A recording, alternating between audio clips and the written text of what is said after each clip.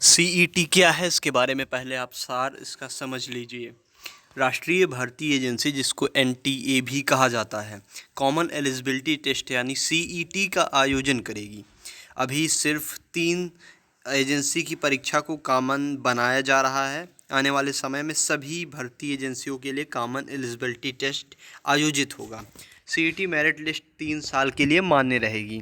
ये भी नई शिक्षा नीति में रोजगार के संबंध में नई परीक्षा की घोषणा की गई है। इसके बारे में आपको विस्तार से हम बताते हैं। केंद्रीय कैबिनेट ने बुधवार को राष्ट्रीय भर्ती एजेंसी की स्थापना के प्रस्ताव को मंजूरी दे दी है। केंद्रीय सूचना एवं प्रसारण मंत्री प्रकाश जावड़ेकर ने जानकारी देते हुए कहा कि यह सरकारी नौकरी ढूंढ रहे युवाओं के लिए एक बड़ी खुशखबरी है। एसएससी, रेलवे भर्ती बोर्ड और बैंकिंग सेक्टर में नौकरी के लिए अब एक साथ प्रारंभिक परीक्षा आयोजित की जाएगी। खासतौर पर महिलाओं को अब बड़ी राहत महसूस होगी। राष्ट्रीय भर्ती एजेंसी कॉमन एलिजिबिलिटी टेस्ट यानी सीईटी का आयोजन करेगी। अभी सिर्फ 3 एजेंसी की परीक्षा को कॉमन बनाया जा रहा है। आने वाले समय में सभी भर्ती एजेंसियों के लिए कॉमन एलिजिबिलिटी टेस्ट आयोजित होगा। सीईटी मेरिट लिस्ट 3 साल के लिए मान्य रहेगी। केंद्र सरकार ने राष्ट्रीय भर्ती एजेंसी के लिए 1517 करोड़ रुपए की धनराशि स्वीकृत की है। केंद्रीय मंत्री जितेंद्र सिंह के मुताबिक यह स्वतंत्र भारत के इतिहास में ऐतिहासिक सुधारों में से एक है। इस प्रक्रिया के लागू होने से भर्ती और चयन प्रक्रिया और नौकरी मिलना और भी आसान हो जाएगा। केंद्र सरकार ने लगभग 20 से अधिक भर्ती एजेंसियां हैं। केंद्र सरकार में केंद्रीय वित्त मंत्री निर्मला सीतारमण ने 2020-21 का बजट पेश करते वक्त सरकारी नौकरियों के लिए नेशनल रिक्रूटमेंट एजेंसी बनाने के प्रस्ताव की घोषणा की थी। यह कंप्यूटर बेस्ड ऑनलाइन परीक्षा होगी। देश के हर जिले में इसके लिए एक सेंटर बनेगा। सरकारी नौकरी के लिए 2 वर्ष तक चलने वाली चयन प्रक्रिया अब कुछ ही महीनों में पूरी होगी। एक साथ 2.5 करोड़ युवा सरकारी नौकरी की परीक्षा दे सकेंगे। यह परीक्षा बी और सी ग्रुप के पदों के लिए होगी। इस प्रारंभिक परीक्षा का फ़ायदा यह रहेगा कि इसमें अच्छा स्कोर करने वाले आवेदक इन्हीं ग्रुप की दूसरी परीक्षाओं के लिए स्वतः ही योग्य बन जाएंगे।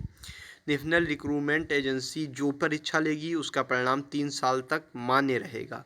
3 साल तक किसी अभ्यर्थी को उक्त ग्रुप में नौकरी लेने के लिए दोबारा से प्रारंभिक परीक्षा नहीं देनी होगी। मौजूदा परीक्षा प्रणाली में आती हैं अनेक दिक्कतें। फिलहाल क्या दिक्कत है ये समझ लीजिए। मौजूदा परीक्षा प्रणाली में संस्थागत तौर पर कई सारी दिक्कतें सामने आती रही हैं। केंद्र और राज्य सरकार में अलग अलग भर्ती बोर्ड होते हैं। सभी बोर्ड या आयोग अपने तरीके से विभिन्न पदों के लिए परीक्षाएं आयोजित करते हैं। रेलवे भर्ती बोर्ड का तरीका बिल्कुल अलग है। एसएससी अपने तरीके से विभिन्न पदों पर भर्ती करती है। बैंकिंग सेक्टर ने भी अपने यहाँ भर्ती के लिए अलग से नियम बना रखे हैं। इन संस्थानों की भर्ती प्रक्रिया में तय मापदंडों का अभाव रहा है। खासतौर पर रेलवे और बैंकिंग सेक्टर की नौकरियों में महिला और पुरुष आवेदकों को खासी परेशानियों का सामना करना पड़ता था। ग्रामीण क्षेत्रों में काबिल महिलाएं चाहकर भी टेस्ट नहीं दे पाती थी। अगर परीक्षा केंद्र कई 100 किलोमीटर दूर है तो उन्हें जाने में कई बार सोचना पड़ता था। साथ कौन जाएगा, कहाँ ठहरेगा, ऐसे भी सवाल होते थे जो आखिर में परिवार को इस निष्कर्ष पर पहुंचा देते थे कि छोड़ो, अगली बार परीक्षा दे देना।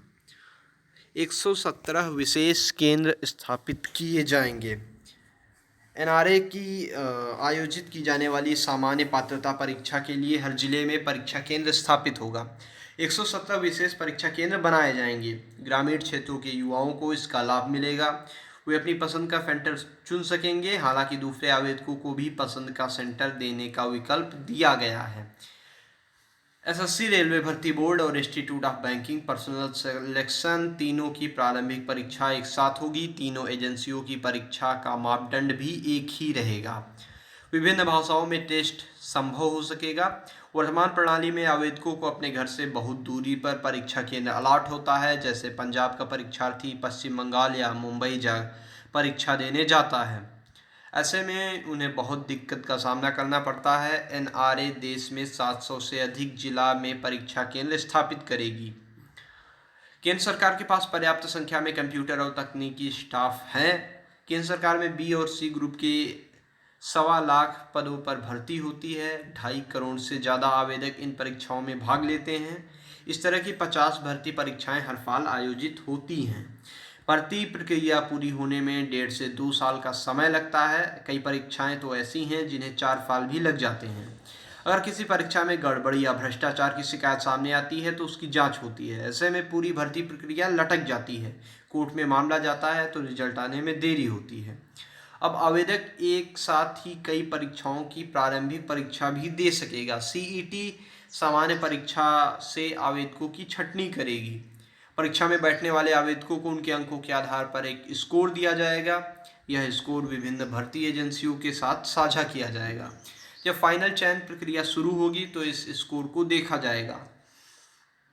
आवेदक एक साथ ही कई परीक्षाओं की प्रारंभिक परीक्षा दे सकेगा। मौजूदा व्यवस्था में कई बार ऐसा होता है कि एक ही दिन 2 परीक्षाएं आ जाती हैं। दोनों के परीक्षा केंद्र भी दूर होते हैं। ऐसे में आवेदकों को एक परीक्षा छोड़नी पड़ती है। अब एक दिन में एक ही परीक्षा होगी। आवेदकों को मिला स्कोर 3 साल तक मान्य रहेगा। सीईटी अपने सिस्टम के जरिए सर्वश्रेष्ठ स्कोर को मान्यता देगी। नेशनल रिक्रूटमेंट एजेंसी का सामान्य रजिस्ट्रेशन पोर्टल होगा। इसमें प्रश्न बैंक, प्रश्न पत्र bank, central server, test centre, test notes और स्कोर बोर्ड्स रहेगा। सुरक्षित परीक्षा प्रणाली और त्वरित परिणाम आने से आवेदकों की अनेक मुसीबतें खत्म हो जाएंगी। इस परीक्षा प्रणाली में पेपर लीक होने की संभावना पूरी तरह से खत्म हो जाएगी। फिलहाल अमर उजाला का 19 तारीख का आर्टिकल हमने आपको पढ़कर सुनाया। यह नीति तो बनी है, किस स्तर पे लागू हो पाती है, ग्राउंड तक पहुंच पाती है कि नहीं, और प्रभावी रहती है नहीं, बाद में बदली जाती है या नहीं, इस पर फिलहाल कुछ कह नहीं सकते। फिलहाल यही है कॉमन एलिजिबिलिटी टेस्ट। बनाए रहिए द यूनिवर्सिटी कनेक्शन। इससे जुड़ी और जानकारियों के लिए धन्यवाद।